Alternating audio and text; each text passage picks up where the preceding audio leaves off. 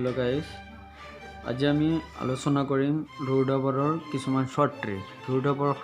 অংকবিলাক যদি আমাক দিয়া থাকে হেতু আমি অতি শৰ্ট ট্ৰিকত আমি অতি কম সময়ৰ ভিতৰতে সমাধান কৰিব পাৰো আৰু হেতু হৈছে প্ৰথম অৱস্থাত ধৰক এনে ধৰণৰ জুৰি সিৰিজ দিয়া থাকে √6 + √6 + √6 + ডট ইনফিনিটিভ যদি দিয়া থাকে গতিকে এটোৰ ক্ষেত্ৰত আমি এই অঙ্কটো সমাধান কৰাৰ ক্ষেত্ৰত একেবাৰে সহজ পদ্ধতি হৈছে ইয়াৰ প্ৰথম 6 সংখ্যাটো কি দিয়া আছে আমাৰ 6 দিয়া আছে 6 ৰ উৎপাদক কিমান হ'ব 2 পূৰণ 3 ইয়াত উৎপাদক আমি দুটা পালো যদি আমাৰ উৎপাদক দুটাৰ ডিফাৰেন্স পাৰ্থক্য যদি আমাৰ 1 হয় তেনে লক্ষ্য কৰে 3 পৰা যদি 2 বাদ দিয়া ইকুয়াল টু 1 হৈছে গতিকে যদি 1 হৈছে তেনে যোগৰ ক্ষেত্ৰত এই উৎপাদক দুটাৰ ভিতৰত যেটো ডাঙৰ হেতু হ'ব কিমান আছে 3 আছে গতিকে ইয়াৰ মানটো হ'ব আমাৰ কিমান 3 টো হ'ব এটা আছে মাইনাসৰ ক্ষেত্ৰত লক্ষ্য কৰক √, নম্বৰ 2 দি আছে √30 - √30 - √30 - ডট ডট ইনফিনিটিভ দিয়া আছে মাইনাসৰ ক্ষেত্ৰত একে ধৰণৰ সেম বস্তু প্ৰথম এই 30 এই সংখ্যাটোৰ উৎপাদক কিমান হয় লক্ষ্য কৰক 30 ৰ উৎপাদক হ'ব 6 * 5 গতিকে এই দুটা সংখ্যাৰ পাৰ্থক্য যদি আমাৰ 6 ৰ পৰা যদি 5 বাদ দিয়া ইকুয়াল টু 1 হৈছে গতিকে যদি পাৰ্থক্য 1 হৈছে বিয়োগৰ ক্ষেত্ৰত আমি কি কৰিম সৰু সংখ্যাটো লম গতিকে ইয়াৰ সৰু সংখ্যাটো হৈছে 5 গতিকে ইয়াৰ মানটো হ'ব 5 বুজি পাইছে এটা আছে নম্বৰ 3 পূৰণৰ ক্ষেত্ৰত লক্ষ্য কৰক ইয়াত √5 * √5 * √5 ডট ডট ইনফিনিটিভ দিয়া আছে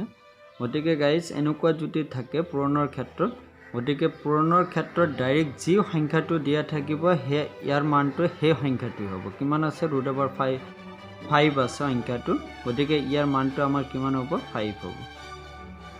এতিয়া যদি ডট ডট ইনফিনিটিভ দিয়া থাকে তেতিয়া হলে 5 হ'ব আৰু যদি কোনো ইনফিনিটিভ ডট ডট দিয়া না থাকে যদি ডাইৰেক্ট আমাৰ নিৰ্দিষ্ট কেইটা সংখ্যা যদি √ৰ ভিতৰত দিয়া থাকে গতিকে এনেকুৱা সংখ্যা ইয়াৰ মান নিৰ্ণয় কৰা পদ্ধতিটো অলপ বেলেগ আছে আৰু সেই পদ্ধতিটোৰ ক্ষেত্ৰত আমি লক্ষ্য কৰিম পদ্ধতিটো কি হয় প্ৰথম আমাৰ এটা ফৰ্মুলা আছে ফৰ্মুলাটো মনত ৰাখিব 2 to the power n minus 1 2 divided by 2 to the power n এটো হ'ব x to the power এইখিনি হ'ব এই ফর্মুলাটো আমাৰ যদি নিৰ্দিষ্ট সংখ্যক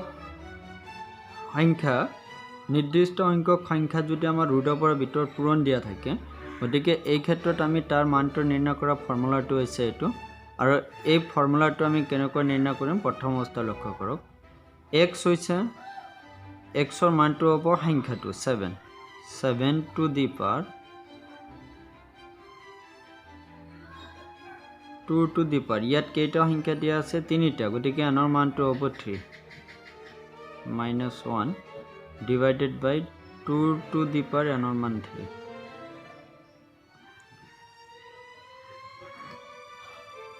এতিয়া লক্ষ্য কৰক ইয়াক সমাধান কৰিছো কিমান হয় 2 কিউব মানে 8 2 টো যদি আমি 3 বাৰ পূৰণ কৰা হয় ইকুয়াল টু কিমান হ'ব আমাৰ 8 হ'ব 2 2 গুণ 4 4 2 গুণ 8 -1 divided by 2 কিউব মানে 8 গতিকে ইয়াৰ মানটো হ'ব 7 to the power 8 - 1 মানে 7 divided by 8 গতিকে ইয়াৰ মানটো হ'ব 7 to the power 7/8 এটা আইছো ওপৰত দুটা সংখ্যা আছিল কি আমাৰ √6 ডিফাৰেন্স উৎপাদক দুটাৰ ডিফাৰেন্স 1 থাকিলে আমাৰ এটো হৈছে গতিকে যদি উৎপাদক দুটাৰ ডিফাৰেন্স যদি 1 না থাকে হেতুৰ ক্ষেত্ৰত আমাৰ বেলেগ এটা ফৰ্মুলা আছে যেনে নম্বৰ 5 টো লক্ষ্য কৰক √15 + √15 + √15 ডট ডট এতিয়া লক্ষ্য কৰক ইয়াৰ সংখ্যাটো আছে 5 নম্বৰটোৰ কথা আমি আলোচনা কৰিম 5 নম্বৰটো কি দিয়া আছে ইয়াত সংখ্যাটো দিয়া আছে 15 15 উৎপাদক হৈছে 3 × 5 গতিকে ইয়াৰ ডিফাৰেন্সটো 5 - 3 = 2 হৈছে 1 হোৱা নাই গতিকে এই ক্ষেত্ৰত আমি এটা ব্লেক ফৰ্মুলা আছে আৰু এই ফৰ্মুলাটো হৈছে এইটো √4a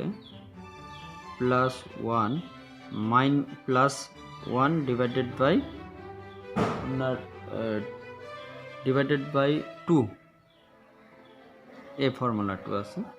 এতিয়া লক্ষ্য কৰক এই ফৰ্মুলাটোৰ জৰিয়তে আমি কেনেকৈ সমাধান কৰিছো 4a এৰ মানটো হৈছে প্ৰথম অৱস্থা লক্ষ্য কৰক আমাৰ ইয়াত সংখ্যাটো কিমান দিয়া আছে 15 গতিকে এর মানটো 15 + 1 √2 ইয়াত দিব +1 divided by 2 অৰ্থাৎ ইয়াৰ মানটো কিমান হ'ল 4 × 15 = 60 + 1 61 √61 + 1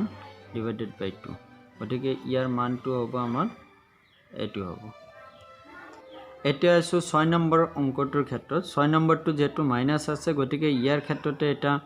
আমাৰ ফৰ্মুলা আছে আৰু এই ফৰ্মুলাটো লক্ষ্য কৰক ইয়াৰ 18 দিয়া সংখ্যাটো গতিকে 18 উৎপাদক হ'ব 6 × 3 গতিকে ইয়াতৰ যদি ডিফাৰেন্স কৰা ইকুৱেল টু আমি 3 পাম গতিকে ডিফাৰেন্সটো আমাৰ 3 হয় গতিকে এই ক্ষেত্ৰত যেটো 1 হোৱা নাই গতিকে এই ক্ষেত্ৰটো আমাৰ এটা ফৰ্মুলা আছে আৰু এই ফৰ্মুলাটো এটোৰ নিচিনাই জাস্ট এটা প্ৰক্ৰিয়াৰ পাৰ্থক্যৰ কাৰণে 4a + 1 ইয়াত মাইনাস হ'ব আগতে আছিল প্লাসৰ ক্ষেত্ৰত প্লাস হ'ব আৰু মাইনাসৰ ক্ষেত্ৰত মাইনাস হ'ব ডিভাইডেড বাই 2 গতিকে ইয়াৰ নিৰ্ণয় কৰা ফৰ্মুলাটো 4 * এর মানটো আছে কিমান 18 +1 - 1 divided by 2 গতিকে এটো সমাধান কৰিলে আমি পাম 4 × 18 72 + 1 73 - 1 divided by 2 গতিকে ইয়াৰ মানটো হ'ব আমাৰ এটো